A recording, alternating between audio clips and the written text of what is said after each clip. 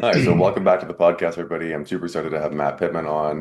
We're taking a look at his brand new article that just came out of the June 2026 issue of JR, and it's called Green Demarketing to Non-Green Consumers. Individuals with low environmental concern don't believe messages to buy less. So thanks so much for being on. Thank you for having me. My co-authors, Dr. Milfeld and Dr. Haley, are not here because they're traveling the world, but they're very sad they can't also You're be here all to talk about popular the paper. people. Yeah. Yeah. So to start us off, could you tell us a bit about like what exactly is green demarketing?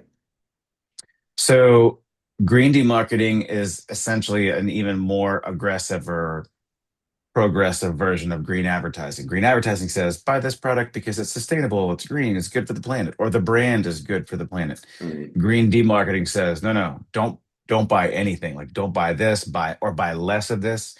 The most iconic example of this is Patagonia's "Don't Buy This Jacket" ad, where it showed a picture of their product, but then the big tagline was "Don't buy this jacket."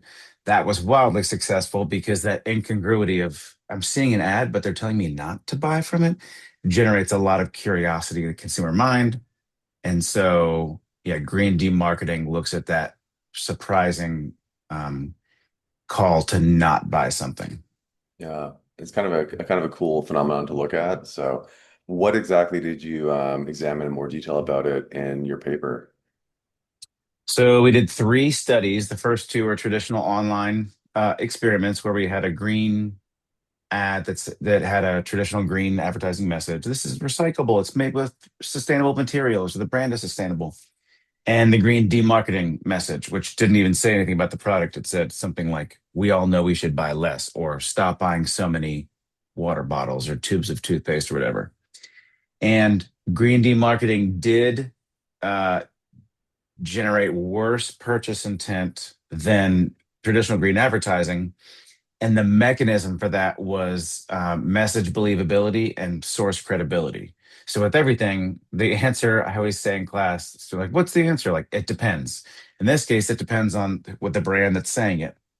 Um, and in general, because we're all used to getting so many messages and ads every day, when we see a paid or promoted post that says, don't buy this, that triggers a little bit of like, huh? And so for most consumers, um, that makes us more skeptical of the brand and then more skeptical of the message. The In study three, which was a real world A/B test I did on Facebook, Mm, that one we found a kind of boundary condition, which is environmental concern. So for people that love the environment, they do like green demarketing, just like they like green advertising. Because if you love the planet, you're like, yeah, man, give it to me anyway. Like sustainable, great. Buy less, yep. Buy so that's better for the planet. Like we kind of love it all.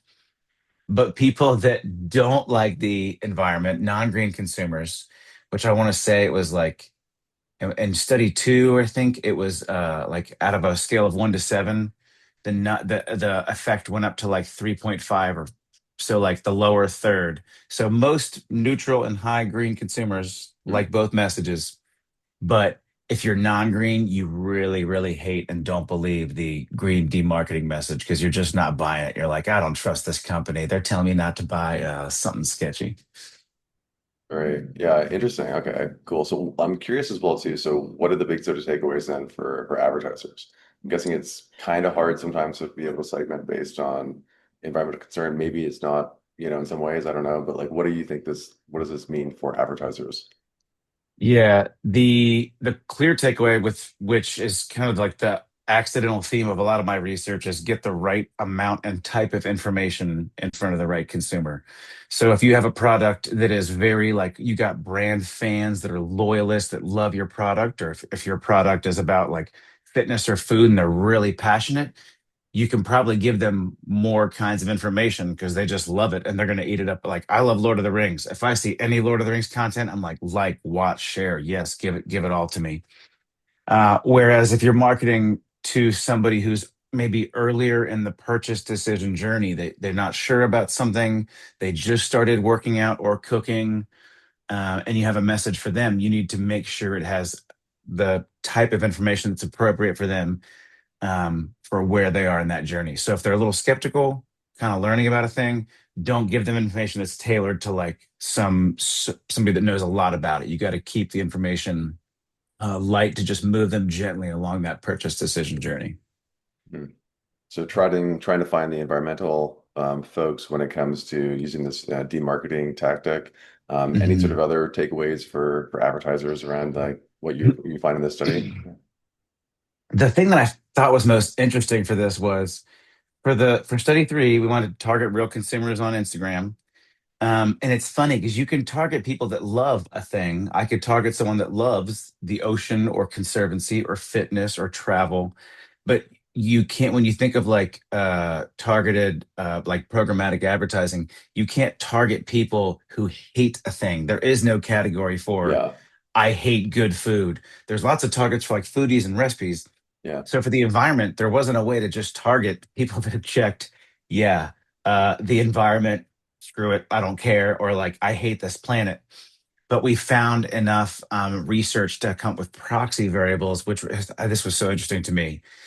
In the past, when they did research, people who care about the planet, those that don't do care about tradition, conformity, and security.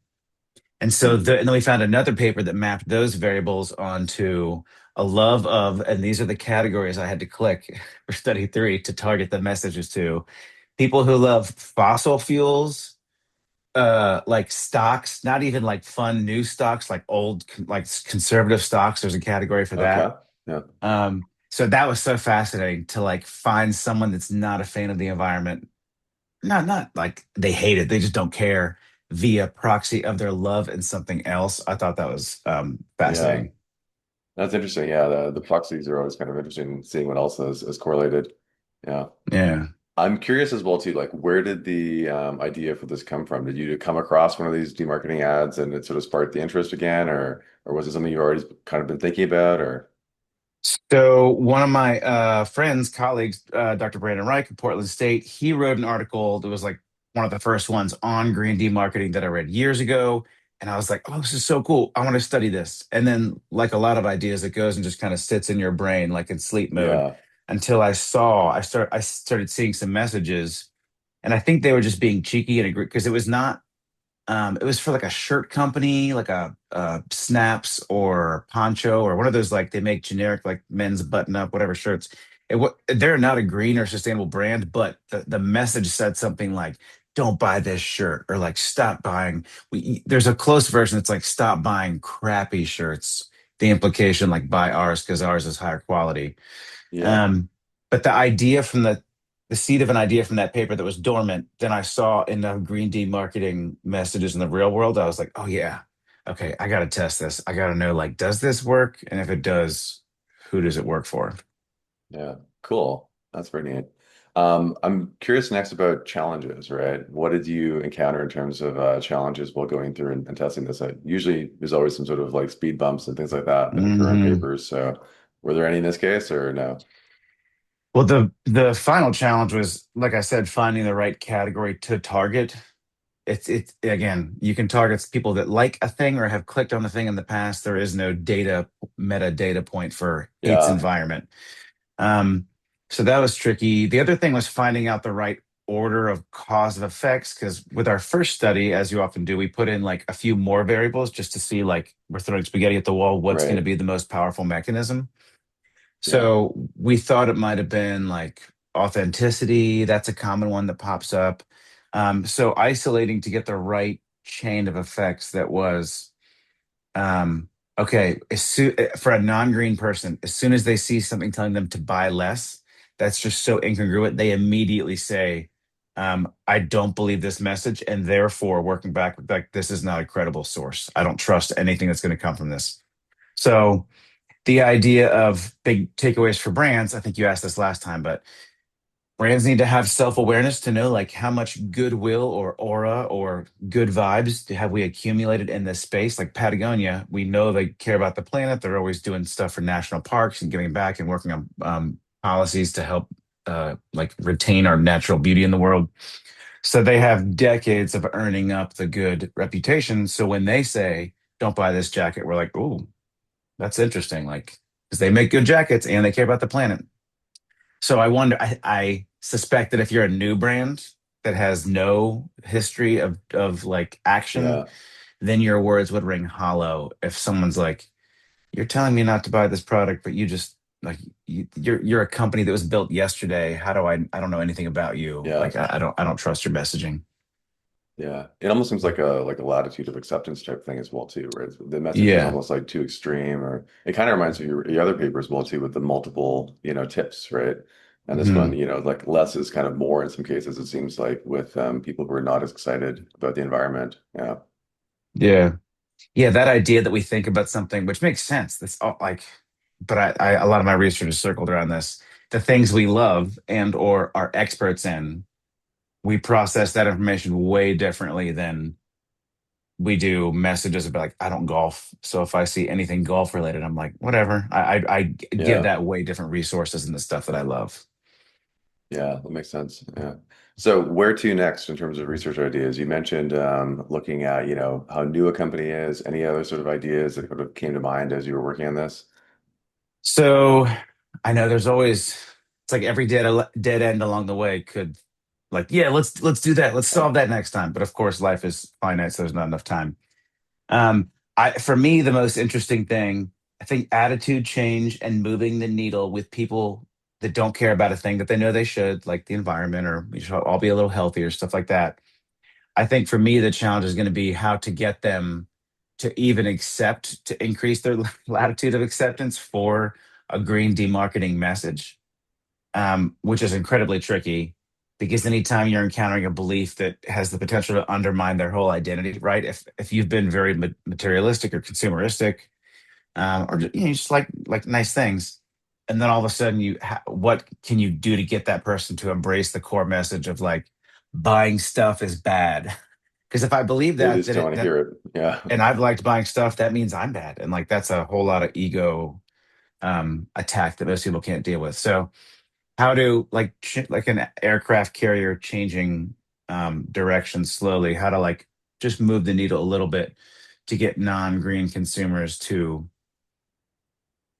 be receptive to a wider range of ideas to help move them along towards caring both with their words and deeds a little more about the planet. Awesome.